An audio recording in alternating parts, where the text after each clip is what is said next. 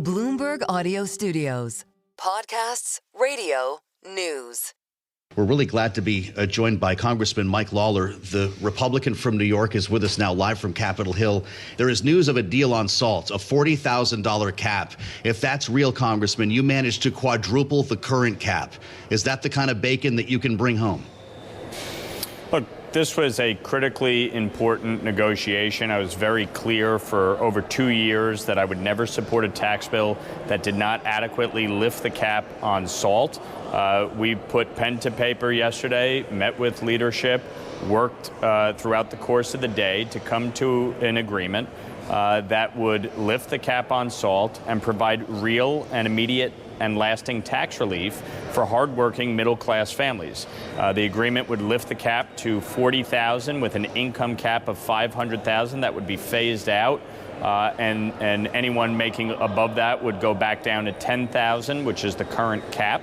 And it provides for the entirety of the 10 years of the bill, which is critically important to make sure that folks are getting real relief. You look at a district like mine, 3 of the top 4 of the 4 counties I represent are in the top 16 highest property tax counties in America. So when we talk about these issues, this isn't about the rich. This is about providing tax relief to middle-class families who are besieged by high property taxes and high income taxes. And many of my colleagues will say that a lot of people don't itemize and they don't take the SALT deduction. Well, that's true because we doubled the standard deduction, and part of the pay for doubling that was SALT. And so we're seeking, after 7 years of having this $10,000 cap, to provide real relief to the middle class, and that's what this is about. So, Congressman, should we take that to assume, with the terms of this deal, that you are now a yes on this legislation? And assuming you are you aware of any member of the SALT Caucus who is not yet to yes with you? I think the members of the SALT Caucus, negotiated yesterday in good faith with leadership, with the administration, and we settled on something that we believe in, that we support. Obviously, we're waiting for the final details to emerge out of the Rules Committee, but obviously we made great progress yesterday, and I feel much better about where the bill is as a result. There does seem to be some growing optimism over a possible floor vote as soon as today, Congressman, maybe tomorrow. I know the Speaker wanted to see it happen by the Memorial Day break. Will that be the case? I know the administration and leadership are working to get that done, meeting with members today. Obviously, that time frame is something the Speaker set out to achieve. The objective here is to get the bill passed.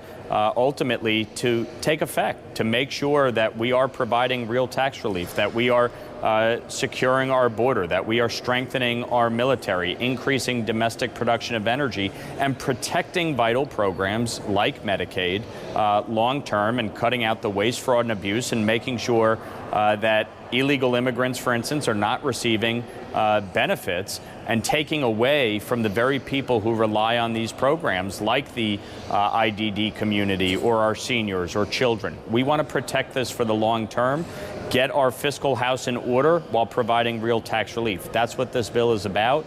We've been working on it for months. Obviously, anytime you're negotiating, there's going to be a give and take. There's going to be a back and forth. You work through these issues and come to an agreement. And, as I've said many times, anybody who's ever been married knows you're going to have to find compromises along the way. You're not going to get everything you want in life. So you've got to work through this, and that's what we've done in good faith.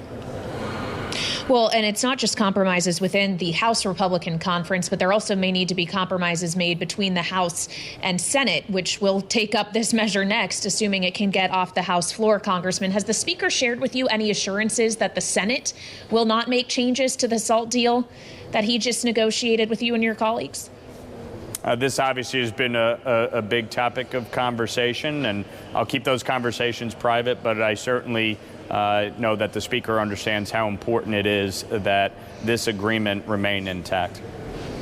I want to go back to the case that you made for raising the SALT cap in the outset, Congressman. We heard from Chip Roy, of course, a loud member of the Freedom Caucus, who I understand is going to be meeting with the president later on today.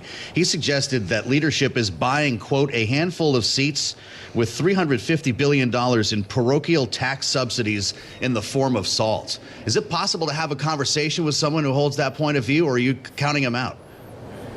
Listen, I respect all my colleagues and their perspectives. The fact is, New York is a donor state. We send more money down to Washington than we get back. So we can get into the subsidy debate about which states are taking money from the federal government and which ones are actually helping fund the federal government.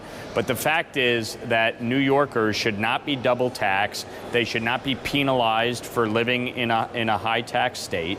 SALT was in effect for over 100 years, and it was used as a pay-for. And frankly, part of that pay-for was to double the standard deduction and provide tax relief to Americans all across this country. We're just simply saying, after 7 years of the $10,000 cap, which was arbitrary and capricious, that we need to have a much fairer approach. And that's what we have negotiated. Everybody has understood this for well over 2 years. I ran on this. I fought for it. I said it very clearly from the moment I came here that I would never support a bill that doesn't adequately lift the cap on SALT. We have been working to negotiate to an agreement. And so that's what we've done, and I stand by it. Well, and of course, you and your fellow New Yorkers who have helped make the Republican majority have made the case that if that majority is to be retained, there needs to be changes to SALT. But as we look ahead to 2026, if the other side of this, getting what you want on SALT, is conservatives also getting a pulling forward of stricter work requirements around Medicaid to begin in December of 2026, as we understand, does that not put the majority at risk for a whole other reason? How do you navigate around that issue in the midterms? Well, look, at the end of the day, I think there's broad consensus within the conference on a few key areas. Number one, eligibility verification, making sure that somebody who is not eligible doesn't remain on the program for up to a year, which is what the Biden administration allowed. Citizenship verification, making sure that illegal immigrants are not receiving benefits that they're not entitled to. And work requirements. Able-bodied adults without dependents should be trying to work. I mean, you're talking about 80 hours a month of work requirements or educational requirements or volunteering. Anybody who is able-bodied should be trying to improve their life by working. The fact is, Medicaid is a means-tested program. And so as part of that, you are trying to help lift people up, lift them out of poverty, lift them out of their situation. Work requirements are something Democrats fought for years. Bill Clinton was the biggest champion of work requirements. So I don't think the issue of work requirements speeding up from 29 to 27 is frankly an impediment. I think there's broad consensus that we should be trying to help people lift themselves up. Work requirements is a way to help facilitate that as we are providing them with support through Medicaid. All right, Congressman, we appreciate you joining us here on Bloomberg TV and Radio. Republican Congressman Mike Lawler of New York with us live from Capitol Hill.